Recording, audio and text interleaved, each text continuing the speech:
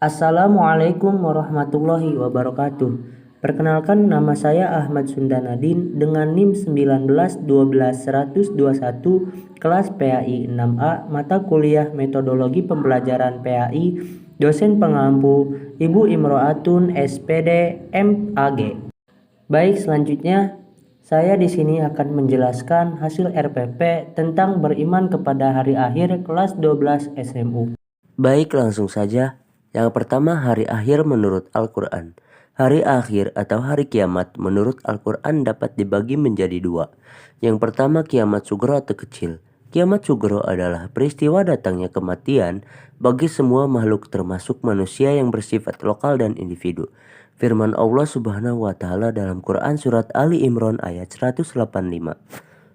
Yang artinya, setiap yang bernyawa akan merasakan mati, dan hanya pada hari kiamat sajalah diberikan dengan sempurna balasanmu. Barang siapa dijauhkan dari neraka dan dimasukkan ke dalam surga, sungguh dia memperoleh kemenangan. Kehidupan dunia hanyalah kesenangan yang memperdaya. Peristiwa-peristiwa yang harus diimani yang akan terjadi sesudah mati antara lain sebagai berikut. Yang pertama, fitnah kubur, yaitu beragam pertanyaan yang diajukan kepada orang yang meninggal tentang Tuhannya, agamanya, nabinya, imannya, dan kiblatnya. Yang kedua, siksa dan nikmat kubur. Siksa kubur diperuntukkan bagi orang yang zolim, munafik, kafir, dan musyrik. Dalam Quran Surat Al-An'am ayat 93. Nikmat kubur diperuntukkan bagi orang yang baik amal ibadahnya di dunia. Yang kedua, kiamat kubro atau besar. Peristiwa berakhirnya seluruh kehidupan makhluk dan hancur leburnya alam semesta secara total dan serentak. Proses terjadinya hari kiamat tersebut dijelaskan oleh Allah Subhanahu wa Ta'ala dalam banyak ayat, diantaranya dalam Quran Surat At-Takwir ayat 1-3. A'udzu billahi minasyaitonir rajim. Bismillahirrahmanirrahim. Idza syamsu kuwirat wa idzan nujumu kadarat wa idzal jibalu suyirat. Yang artinya, apabila matahari digulung, apabila bintang-bintang berjatuhan, dan apabila gunung-gunung dihancurkan. Dalam Quran Surat Az-Zalzalah ayat 1-5 dijelaskan peristiwa terjadinya kiamat dimulai dengan datangnya gempa yang sangat dahsyat. Dalam Quran Surat Al-Qari'ah ayat 1-5 dijelaskan keadaan manusia bagaikan anai-anai yang bertebaran dan gunung-gunung bagai bulu yang dihambur-hamburkan. Berdasarkan ayat-ayat tersebut, peristiwa kiamat merupakan kejadian yang sangat hebat, yaitu tatkala malaikat Israfil meniup sangkakala. Kemudian bumi diangkat, gunung-gunung dibenturkan, dan terjadilah kerusakan hebat.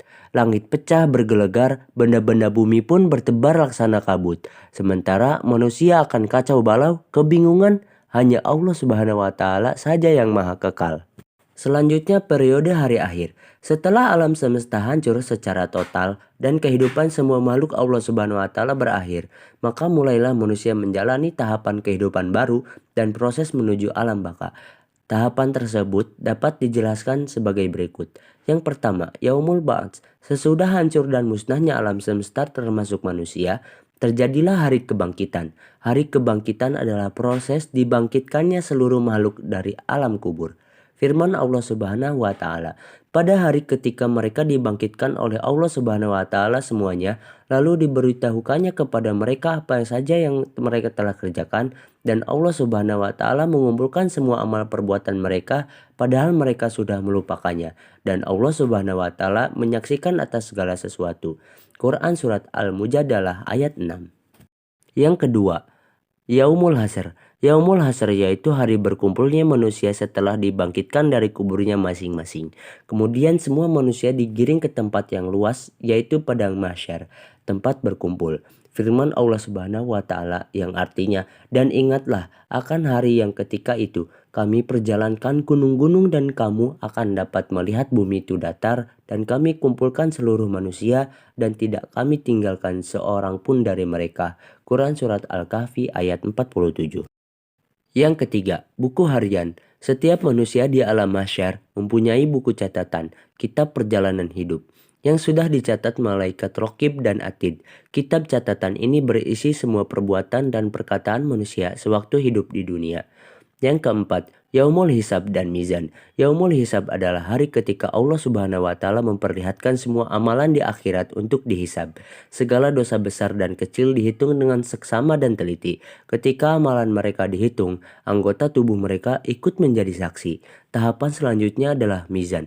Mizan adalah timbangan yang adil berisi kebajikan dan kejahatan yang telah diperbuat setiap manusia. Setiap orang ditimbang amalnya dengan seadil-adilnya. Yang kelima, Sirot. Al-Sirot adalah jembatan yang terbentang di atas neraka menuju surga.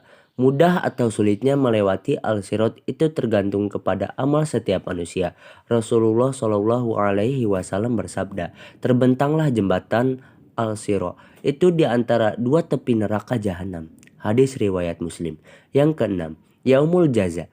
Yaumul Jaza yaitu suatu hari ketika semua manusia akan menerima balasan Allah Subhanahu wa Ta'ala. Balasan yang diterima seorang sesuai dengan amalnya selama ia hidup di dunia.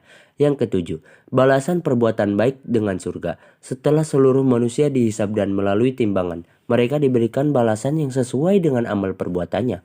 Pada saat itu, terbagilah manusia menjadi dua golongan. Adapun bagi mukmin yang bertakwa kepada Allah Subhanahu wa Ta'ala, pasti akan menerima balasan yang setara, yaitu berupa surga. Surga disediakan Allah Subhanahu wa Ta'ala sebagai karunia kepada hambanya. Yang kedelapan, balasan perbuatan buruk dengan neraka. Adapun orang yang selama hidup di dunia lebih banyak mengerjakan perbuatan jahat, maksiat, tercela, dan kafir terhadap Allah Subhanahu wa Ta'ala, kufur terhadap ajaran dan nikmat Allah Subhanahu wa Ta'ala, maka akan menerima balasan yang sesuai dengan apa yang telah dikerjakannya pula.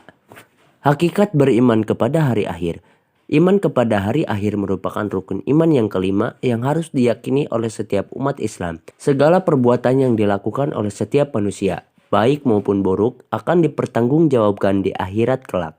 Oleh sebab itu, keimanan kepada hari akhir hendaknya dijadikan landasan utama untuk menyadarkan diri agar selalu taat kepada ajaran Allah Subhanahu wa Ta'ala. Hikmah beriman kepada hari akhir.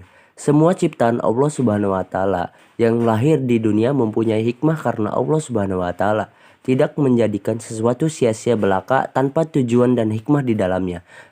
Nah, di bawah ini beberapa hikmah iman kepada hari akhir.